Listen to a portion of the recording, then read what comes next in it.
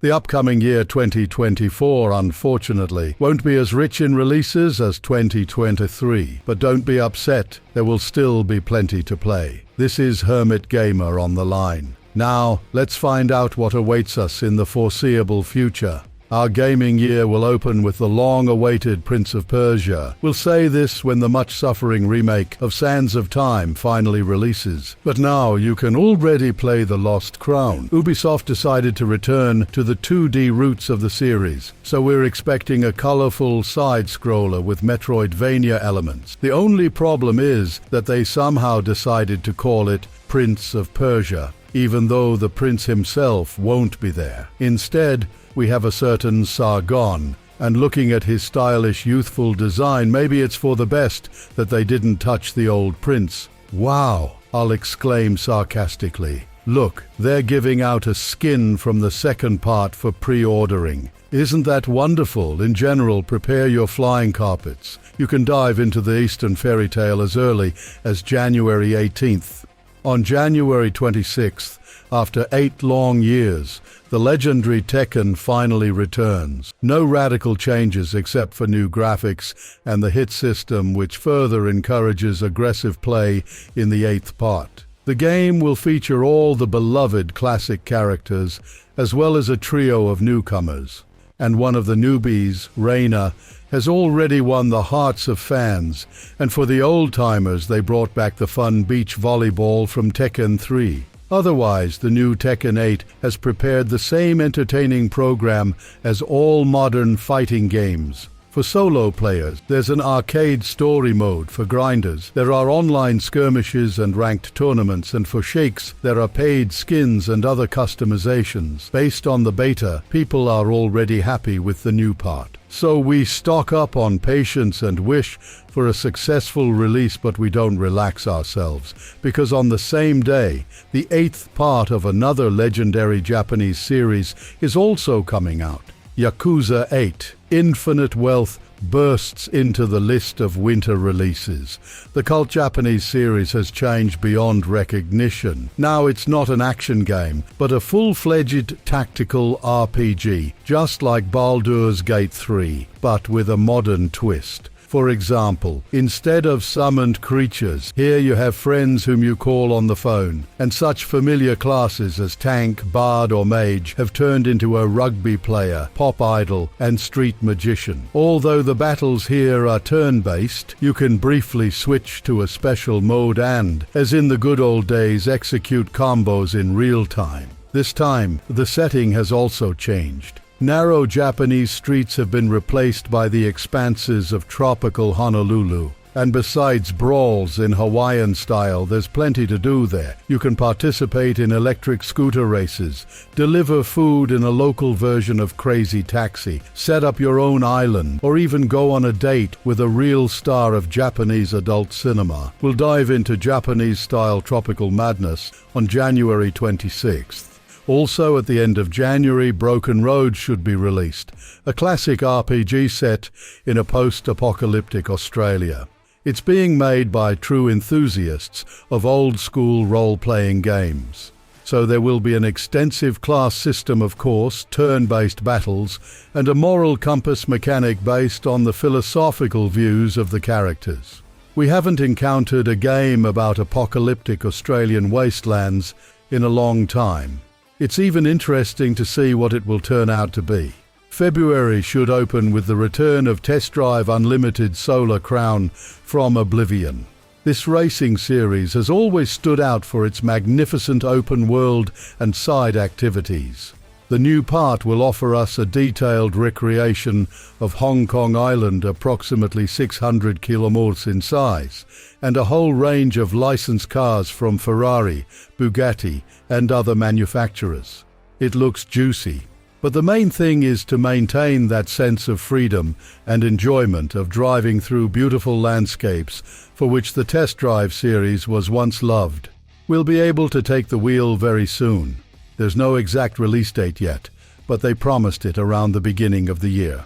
On February 2nd, Suicide Squad, Kill the Justice League will finally reach us in agony. And if an illustration had to be put next to the word disappointment, it would definitely be a screenshot from this game. Prepare for a live service concoction based on a studio that previously successfully handled excellent narrative games about Batman. You'll be able to play as villains either in a group of 4 or solo with bots. There's simplistic combat with shooting as if from toy weapons and tons of cartoonish special effects causing chaos on the screen. And of course, there will be a battle pass with skins and grinding. The story seems better judging by the trailers. Considering that the events take place in the Arkham series universe, it's even interesting to see how a bunch of second-rate villains can stand up to Batman, let alone the entire Justice League. We hope that the guys from Rocksteady have taken all the criticism into account and didn't just delay the release for almost half a year for nothing. We skeptically mark February 2nd on the calendar, and we'll see what they end up with. On the same day, the remake of the cult Persona 3 Reload will be released, in which Japanese schoolchildren fight in a dungeon. It's not only an excellent mix of tactical role-playing game and dungeon crawler, but also a full-fledged simulator of school life. Attending classes, participating in clubs, and hanging out with friends all somehow enhance our hero and his comrades, which will be very useful during the nightly clearing of the local dungeon, which here is a huge tower. In battle, school children are helped by creatures called personas, which are summoned by shooting themselves in the head with a special pistol. Their development, unique skills, and synergy are the most interesting things the game offers. The remake has significantly upgraded the visual side, and now the game literally looks like a living anime. So, if you haven't encountered Persona yet, or are just looking for a good RPG, pay attention to Reload. On February 13th, the unusual action RPG Banishers, Ghosts of New Eden from the authors of Life is Strange and Vampire, will be released. The events unfold in the backwoods of North America at the end of the 17th century. We will have to play as a couple of ghost hunters, Antea and Red. Moreover, the girl dies on the very first mission and turns into a ghost herself, which will become the main feature of the story and gameplay. In battle, you can instantly switch between characters, and if the living Red wields conventional firearms and cold weapons, then the ghostly Antea already uses magic and other otherworldly tricks. In addition to spectacular battles, we are promised many moral dilemmas affecting the story. And considering the author's previous games, where the consequences of choices were more than tangible, we readily believe. The main thing is that the characters themselves and their relationships are captivating. Because good games about loving couples don't come out that often, so why not? We're waiting. And now, all hands on deck. Gentlemen, this is not a drill. On February 18th, the long-suffering naval action game Skull and Bones sets sail. In terms of delays, it can only be compared to another well-known game we'll talk about later. We're expecting tense sea battles, which once made Assassin's Creed Black Flag so beloved, plus online skirmishes, cooperative play for 3, spectacular fortress sieges, and battles with sea monsters. And if you get seasick, you can go ashore or distract yourself with customizing your ship. In general, it should turn out to be everything like Sea of Thieves, only bigger, more spectacular, and better. Despite all the difficulties, the developers seem to have managed to make a fun game out of all this. On February 20, we'll be able to immerse ourselves in the thick atmosphere of 1905. Warsaw in the classic role-playing game The Thaumaturge. Here we step into the game as a Thaumaturge, who deals with the expulsion of otherworldly beings, the so-called Salutors. They promise a unique combat system, combining physical and magical attacks, and also complete freedom of action and a meticulously recreated atmosphere of 20th century Poland, where even real historical figures will be encountered. The more isometric RPGs, the better. It immediately feels nicer, and when they look so good, there's no question about it. On February 28th, the remake of the debut game from the authors of It Takes Two and A Way Out, the cooperative brothers A Tale of Two Sons, will be released. It's a very dark but at the same time cozy tale about two brothers searching for medicine for their sick father. Of course, everything we loved about Joseph Fares' cooperative games is in place. The tragic story, unique gameplay moments, and of course, the mandatory interaction between players that will give you and your partner several unforgettable hours, and maybe even cause a quarrel. Now all this is in a beautiful modern cover, so grab your significant other, relative, or friend and stock up on a second gamepad like in the good old days. The wait is not long, and closing an already eventful month is one of the main releases of the year. On February 29th, Final Fantasy VII Rebirth finally comes out, the second part of the remake of the seventh final, divided into 3 separate games. In place of the stuffy and cramped city of Midgar, we have spacious locations filled with whimsical wildlife. The combat system remains unchanged. It's still a dynamic action game where you can switch between characters at any moment. And if you can't keep up with the enemies, then turn on the tactical pause, just like on the first PlayStation, and calmly choose the sequence of attacks. By the way, now you can combine them between characters, resulting in a special synergistic strike. Traditional chocobo races will also return, as will the local amusement park, where a bunch of new minigames will appear, so we won't get bored. We'll also find out whether the developers have the courage to repeat one of the most shocking scenes in video games to this day. Dividing the remake of one game into 3 separate projects is, of course, a controversial decision. But on the other hand, if Rebirth turns out to be at least on the level of the previous part, then we are in for a magnificent RPG for about 50 hours and one of the main contenders for the best game of 2024. This spring we're anticipating 3 noteworthy game releases. On March 20th, the legendary series Alone in the Dark returns. It's the godfather of survival horror, inspiring the likes of Resident Evil. Like the original, the action takes place in the first half of the 20th century. Detective Edward Carnby, at the request of Emily Hartwood, heads to the Derceto mansion, where complete Lovecraftian horror unfolds. Expect a noir atmosphere, tense ammo management, tough puzzles, and 2 storylines. One for Carnby and another for Emily, each offering unique situations and gameplay features, much like in Resident Evil 2. The developers openly admit their inspiration from the Resident Evil 2 remake, so it's a full circle. Like, Resident Evil was inspired by Alone in the Dark, and now it's the other way around. The game was supposed to release this year, but the developers honestly admitted it wasn't finished. So they took a few extra months to polish it, earning much respect. Hopefully it will be a worthy revival of the series. On March 22nd, the long-awaited sequel Dragon's Dogma 2 will release on PlayStation. The first game was a dark action RPG in a massive open world, where any monster could flatten the heroes. The sequel brings all the best features from the original, but now they are even better, more extensive, and more spectacular. Expect hardcore fights and quests, with an amazing combat system from Devil May Cry, combined with frantic dynamics. Key features include spell combinations of different elements and the ability to climb on monsters like in Shadow of the Colossus. For example, face a giant cyclops and don't just hit its legs like in other RPGs. Jump on the poor thing and climb up to stab it in the eye. Or if you don't want to chase a griffin across fields, just latch onto its tail and fight in midair. The game promises to be fun, especially in battles against huge dragons.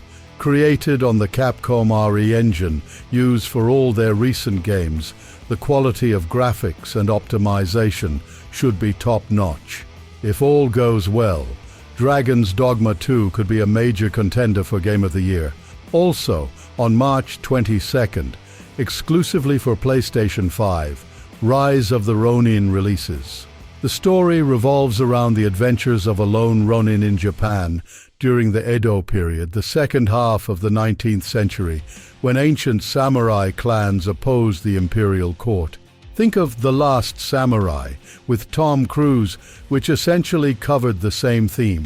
Players will create their own Ronin, and as the game is developed by Team Ninja, creators of Ninja Gaiden, Nioh, and Wo Long, expect excellent gameplay and combat with simultaneous use of firearms and katanas. An open world and the choice of sides in local battles are also promising something interesting and moderately hardcore. We'll see if gamers like it by spring. At the end of summer, South Park Snow Day has moved into three-dimensional space. Forget about the drawn animation of the first two games. The threequel now has an updated visual style, which not all fans have taken to.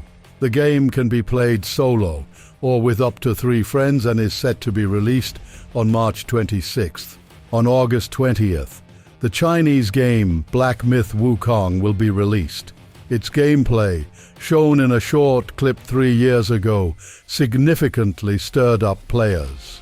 You'll play as the Monkey King, and the story is based on the classic Chinese novel Journey to the West. You'll encounter a variety of creatures from Chinese folklore, referred to as shapeshifters, including anthropomorphic tigers, wolves, snakes, huge dragons, and even turtles the size of mountains. Fights with the former follow the best traditions of Souls-like games, with parrying and rolling, while battles with the giants are full-blown epics reminiscent of God of War. The game looks great, and we hope it will be just as fun to play. On September 9th, Warhammer Space Marine 2 lands on consoles and PC. The protagonist is still the brave Ultramarine Titus, facing a swarm of Tyranids this time. Their numbers on the screen are impressive, as are the large-scale battles shoulder to shoulder with Imperial Guardsmen. A 3-player cooperative mode is promised, so invite your friends and dive in. Like the previous part, this game will likely appeal not only to Warhammer 40,000 fans, but also to general players. We're waiting eagerly. Finally, we have the exact release date for Stalker 2. The game will launch on September 5th. We look forward to immersing ourselves in this dark yet captivating world of Stalker 2.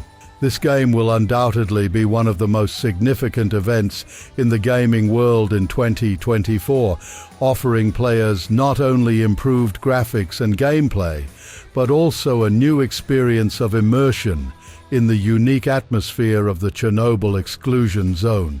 Developers promise a new turn in the series with enhanced graphics, an expanded game world, and a deeper storyline. Fans expect Stalker 2 to offer a unique combination of tense gameplay, a grim atmosphere, and a gripping narrative. Innovations in gameplay promise to make the game more exciting and realistic. These are all the games with a known release date, but there are other worthy projects expected to come out in 2024. Let's briefly talk about them, keeping in mind that this is more like guessing from coffee grounds. In the fall of 2024, the long-awaited Vampire: The Masquerade Bloodlines 2 is planned for release. Over 4 years, it's been cancelled and revived like a real vampire and then completely taken away from the original developers. Now, the Chinese room is in charge, having to rebuild the game from scratch. We're promised an immersive sim with a mandatory role-playing aspect, the very Masquerade. Players will partake in vampire intrigues on the side of both good and not-so-good vampire clans, which will directly affect abilities, progression, and playstyle. The atmosphere of snowy Seattle, a fully open city, and plenty of moral dilemmas are in store. It all looks decent, so we have every chance of getting a game as cult as the original. And if something goes wrong, mod developers will come to the rescue, as they already have rich experience with this series. Also, in the fall, Hades 2 will be released. The sequel to the once sensational roguelike has become one of the most anticipated releases on Steam. This time, we'll play as Melino, Zagro's sister from the first part, and face the Titan Cronus. Expect the same fast-paced combat, now with a focus on magic, and even more hardcore challenges. The abundance of ancient Greek legends and the stylish design we loved in the original will also be there. Frostpunk 2 will launch in the first half of 2024, where players once again take the reins of a city surviving in extremely cold conditions. The second part, according to the developers, will still be about the city and its societal problems, but now on a much larger scale. Players will be able to create separate huge districts for specific needs and somehow establish connections between them. Internal unrest, conflicts between factions, and other most vile manifestations of human nature will not be absent. In short, everything we love. The exact release date is unknown, but definitely in 2024, a new game in the far-off galaxy of Star Wars Outlaws will be released. Set between the 5th and 6th episodes, the project promises to be a dynamic third-person action game with chases and space battles. We're also waiting for Dragon Age Dreadwolf. Although it's supposed to come out this year, BioWare is not rushing to share details. Judging by the leaked gameplay, it's understandable why. The game is likely to be showcased in the summer, and we'll see whether it's time to finally write off the studio or not. Another anticipated game is Assassin's Creed Codename Red, set in feudal Japan, and that's about all we know so far. Rumors suggest that the developers are embracing inclusivity to the extreme, possibly leading us to play as a dark-skinned shinobi and a female samurai. In 2024, we'll also see the return of the crazy Hellblade 2. It will still be a dark action game bordering on horror, but now with photorealistic graphics. Let's also mention the beloved industry genius, Hideo Kojima, who is currently hard at work on the sequel to the delivery simulator Death Stranding 2. Regardless of how one feels about the game, it will certainly be something unique. We're expecting it by the end of the year. Somewhere in there, Ark 2 should also be released, featuring Vin Diesel riding dinosaurs.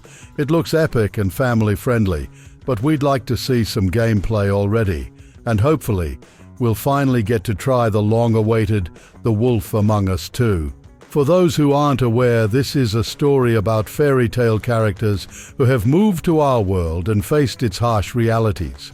Like the previous game, it will have an episodic system and choices that seriously affect the storyline. We wanted to try it last year, but something apparently went wrong. The same can be said for the remake of the legendary Silent Hill 2. It's been entrusted to the not-so-talented guys from Bloober Team, who made the mediocre The Medium and the walking simulator Blair Witch. With less than a year until release and only a short teaser shown without gameplay, confidence is not high. If Bloober Team and Silent Hill get ruined, I'm afraid players will do to them what James did to his wife in the game, Hollow Knight Silksong. This is a sequel to the game that captured our hearts about bugs and their fading kingdom. Now under our control will be the cute Hornet, with whom we had to fight several times in the original. She's more agile, can regenerate health on the go, but also takes damage much faster, so the game will be not only more dynamic, but also more hardcore. This year we're expecting the sequel of the Diabloid Path of Exile 2, without a specific month and date. Remember, the second part of this isometric role-playing game was announced back in 2019. Initially, it was planned as a major expansion for the original, but during development, this update grew so significantly that its creators at Grinding Gear Games decided to release it as a separate game. The gameplay of the sequel will not undergo major changes compared to the first part. There will be more enemies and, consequently, more loot to collect after defeating the opponent, then earning experience and leveling up your character. Everything follows the classic Blizzard playbook. The events of the second part unfold 20 years after the incident described in the previous game. The evil god Kitava, the antagonist of the original, is finally defeated, but a new, no less monstrous threat has suddenly appeared on the continent, striving to wreak havoc in a world that has just managed to get back on its feet.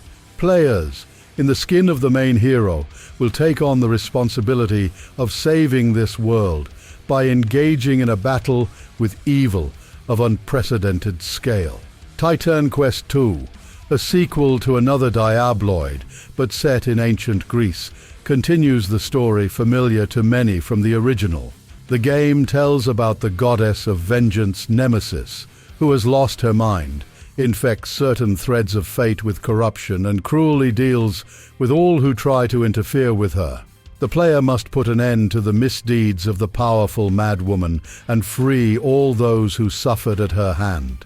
Like the first part, the sequel will offer a picturesque open world inhabited by various creatures from ancient Greek myths, including harpies, centaurs, satyrs, and other beings with whom we will have to fight, or conversely, help them.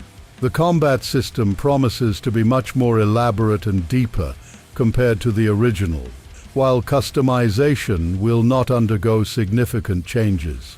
Players will still be able to combine different classes to create a unique hero whose skills will depend solely on the player's preference.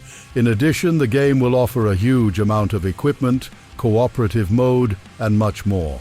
The third part of the dark 2.5D platformer Little Nightmares, developed by Supermassive Games, is also set to scar players this year. The gameplay of the threequel will not undergo major changes. Players will still have to explore the world, solving puzzles and overcoming various obstacles to advance the storyline. The focus is on a pair of new heroes, Lo, who wields a bow and arrows, and Alone, who uses a wrench for defense or advancement. The main difference from the first two games is that now players can play either solo or with a friend in cooperative mode. Players will have to work in perfect harmony to survive and help the heroes escape from the necropolis, a city of ghosts full of deadly dangers. Dune Awakening is a massively multiplayer online game with an open world and survival elements set within the science fiction universe of Dune, but expanding beyond the movies and books. It focuses on the ordinary inhabitants of the extraordinary planet Arrakis, where players, as the inhabitants, must do everything possible to survive. This includes building shelters, engaging in diplomacy, trading, maintaining resource supplies, and mastering various ways to navigate the deserts of the game world. As players go about their routine, they must not forget that on a planet like Arrakis, dangers lurk around every corner. Players should always be cautious, avoiding aggressive fauna such as huge sandworms capable of devouring a player, as well as harsh weather conditions like sandstorms that change the landscape. The authors have paid great attention to large-scale battles, with combat taking place on foot in vehicles and in the air on ornithopters. The developers note that playing the project will be comfortable alone, but for the full potential of the game, it's better to find a company for a cooperative experience. The game is set to be released this year without a specific release date announced. In addition to the usual series of sequels, this year will also feature remakes, one of which is the Gothic remake. It is a reimagining of one of the first and, without exaggeration, cult third-person RPGs. Created by a group of talented fans of Piranha Bytes' classic, but without the participation of the original developers. As this is a remake, the game's action unfolds on the same fantasy island of Coronis, covered by a magical dome. The main character, known as the Nameless Hero, arrives there as a prisoner, and from that moment on must choose a side among factions and save the inhabitants from orcs. Besides the obvious technological leap, the remake will offer an expanded crafting system, a more sophisticated life simulation, a system of so-called random events, and modern combat. It is also heartening that Kai Rosenkrantz, the composer of the original trilogy, will write the music for the remake. The musician has successfully integrated into the team's work on the new soundtrack. Fans of interactive cinema will be pleased as well, as the Dark Pictures Directive 8020, the fifth game in the anthology of cinematic horrors from Supermassive Games, is also planned for this year. It will open the second season of the long-running series. The action of the upcoming game unfolds in space in the distant future, and the plot tells about the crew of the Ark, Cassiopeia, which set off to find a new home for humanity, but due to an unfortunate event, the expedition members gradually start going mad and killing each other. As we can see, the developers have decided to change direction somewhat this time. Previously mostly inspired by classic horror films, Directive 8020 will be a science fiction horror in the vein of Ridley Scott's Alien. It seems the developers have chosen a more than opportune time for such a bold decision, as the genre seems to be experiencing a renaissance. Games like Dead Space Remake, The Callisto Protocol, and System Shock Remake have already shown that the direction interests players. So if Supermassive manages to successfully transfer their signature gameplay to the genre of science fiction horrors, fans of the series can expect a pleasant surprise when Directive 8020 finally reaches release. Moreover, the same studio, Supermassive Games, joining forces with Behavior Interactive, authors of Dead by Daylight, will present The Casting of Frank Stone this year. It's a single-player game set in the universe of the popular multiplayer survival game. The game will be made in the style of Supermassive's previous cinematic titles, such as Until Dawn and The Quarry. Players will take on the role of a group of young people who discover the secret lair of Frank Stone, a man with terrifying mental deviations and a propensity for violence. The main characters will delve into the world of Stone's bloody legacy and uncover the secrets of the city. Not everyone will survive, of course. The authors promise true agonies of choice. The future of the characters lies in the player's hands, and each decision they make can permanently alter the course of the game. The Casting of Frank Stone will be released on PC and current generation home consoles. Another game without a specific release date in the collection of the most anticipated projects of 2024 is The Altars. Its developers from 11-bit studios are the true masters in the genre of survival games. They made This War of Mine and Frostpunk, and we hope that the story of a simple worker named John and his clones, who are forced to fight for survival on a distant, inhospitable planet, will become a new hit. For classic fantasy, I suggest looking at Avowed, a first-person RPG from Obsidian Entertainment, set in the fictional world of Eora, already familiar to players from the Pillars of Eternity series. The developers have abandoned the cooperative aspect and focused on unique content and strong storytelling. In Manus, a turn-based tactical RPG from the authors of Battle Brothers, we will lead the fight against aliens. One of the game's features is large-scale operations, consisting of several smaller missions. The order in which they are completed and the choices made during them have consequences. For example, one can destroy the enemy's anti-aircraft defenses to land tanks on the battlefield, or ignore preparation but save hostages to gain the trust of the locals. A pleasant and unexpected announcement was the sudden sequel to World of Goo at the recent TGA. This much-loved indie puzzle game was released back in 2008 and, as it turns out, has not been forgotten by the developers. They claim that the second part of World of Goo will be the biggest game they have ever created. Platforms are kept secret, as are most details. It's unlikely but possible that in 2024 we'll see Judas, a new game from the creator of BioShock, Ken Levine. It has been dubbed BioShock in Space. It's a first-person shooter where the main character, a woman, crashes on a starship and finds herself on an unknown planet. A remake of Metal Gear Solid 3 Snake Eater. The father of the series, Hideo Kojima, is not involved in the remake. Konami decided to start the revival of the franchise with the third part because it shows the formation of Big Boss, a key character in Metal Gear.